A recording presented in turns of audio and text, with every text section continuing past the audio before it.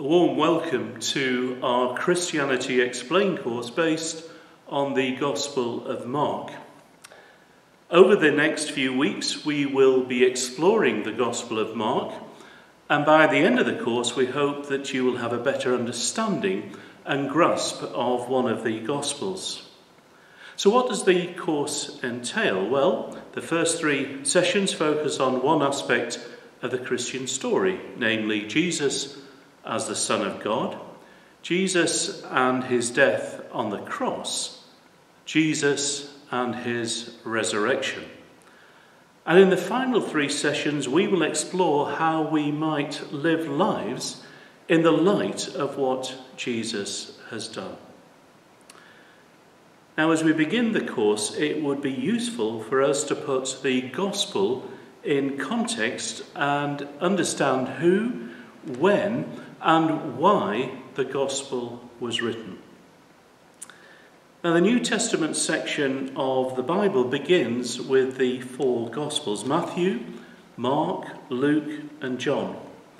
And it is believed and generally accepted that Mark was the first Gospel written.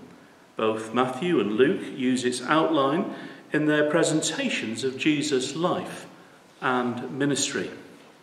And if that is the case, knowing that John was written later, then Mark becomes the foundational document of the church, the first official written account of Jesus' life.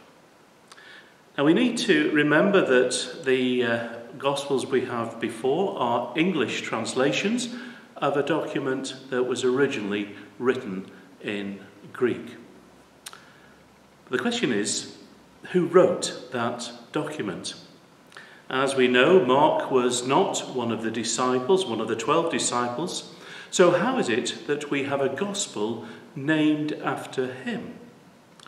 Well, many scholars believe it is an account written from the Apostle Peter's recollections.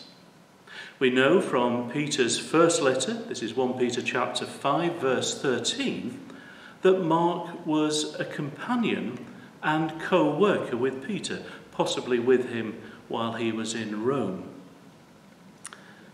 And one of the questions that scholars have been intrigued by is this: was Mark present at Jesus' arrest and therefore an eyewitness of the events of Holy Week?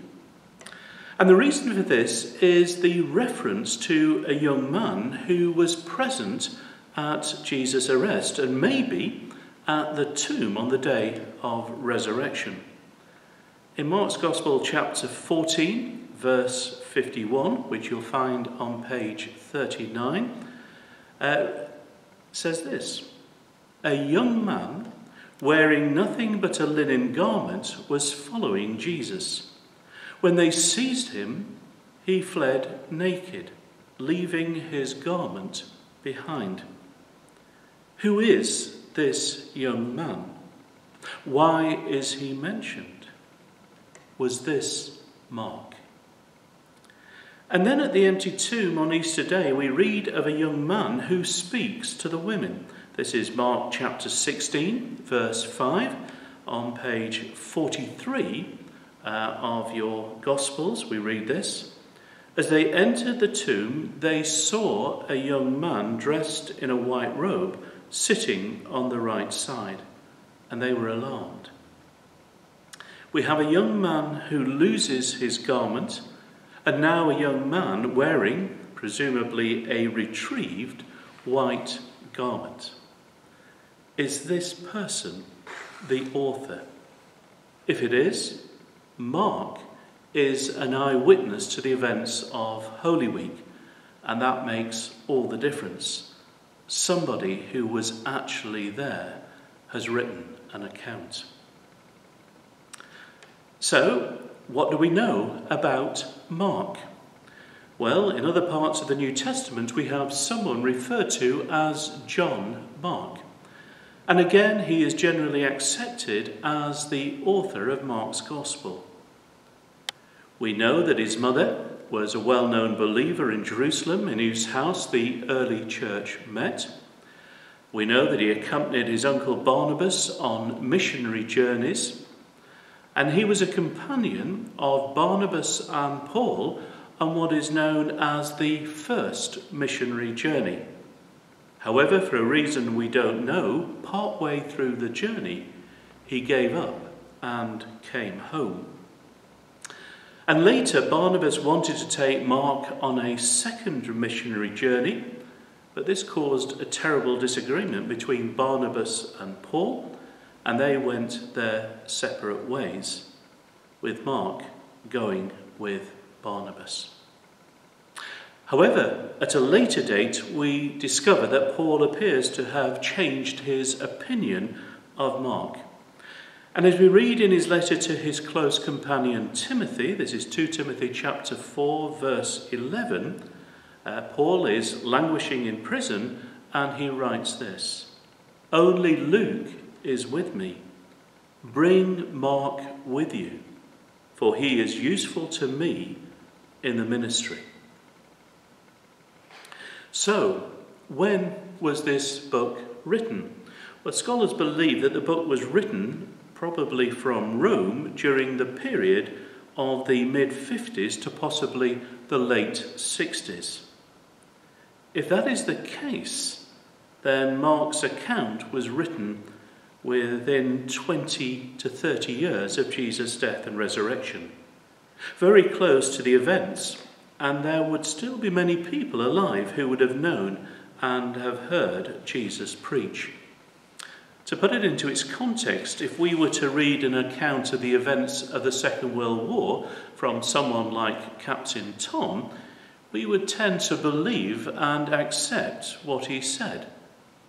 However, when you think about it, he is recalling things that took place over 75 years ago. The gap between Jesus and the gospel is about 20 to 30 years. So we have good reason to believe Mark's testimony. Now, one final question, and an important one, is why did Mark write his gospel? What was his purpose for doing so? Now, before we look at this, it is worth looking at why the Apostle John wrote his gospel.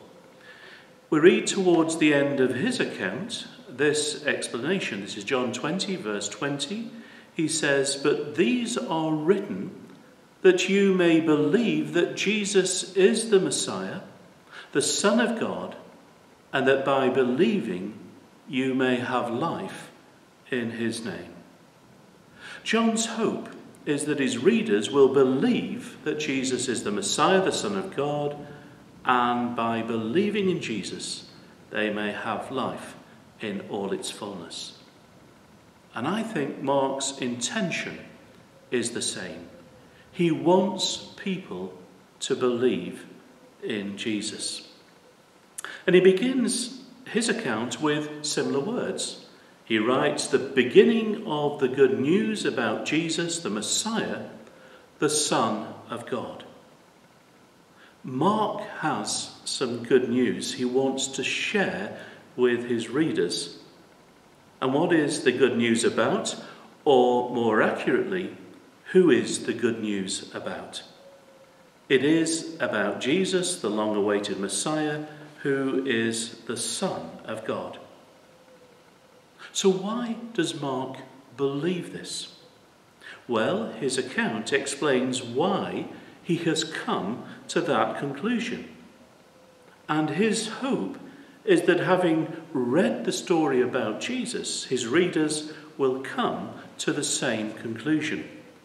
Effectively, he is saying, I believe that Jesus is both the Messiah and God's Son, and now I'm going to explain why I believe this. Mark's hope is that you will journey through his gospel and at the end make up your own mind. Now, Mark, like the disciples, had been on a journey of discovery, and on it he became convinced that Jesus is the Son of God. He wants his readers to go on the same journey, A journey that ends with the empty tomb, maybe with him sitting there. The Gospel concludes with these words: "You are looking for Jesus, the Nazarene who was crucified. He has risen. He is not here. See the place where they laid him." Mark wants his reader, as it were, to stand at the empty tomb and ask the question, what has happened? Did Jesus rise from the dead or not? If he did, how is that going to affect your outlook and your hope in life? It should be transforming. Now, hopefully, you have your Gospel of Mark ready to begin the course, and we have your email address to send out the worksheets you will require at the end of each session. Now, if you don't have those, then please do contact the church website for contact details, and we'll send out a gospel, and we'll put you on our emailing list so we can send out the worksheets for you to work through each session and to work through Mark's Gospel. And just to say that the church website is www.stdennisrotherfield.org.uk, and you can get the contact information from that. So we do hope that you will join us on this course, an insight into Mark's Gospel, and hopefully you'll come out of the course having learned more about Jesus, maybe deepened your faith and understanding. Do join us.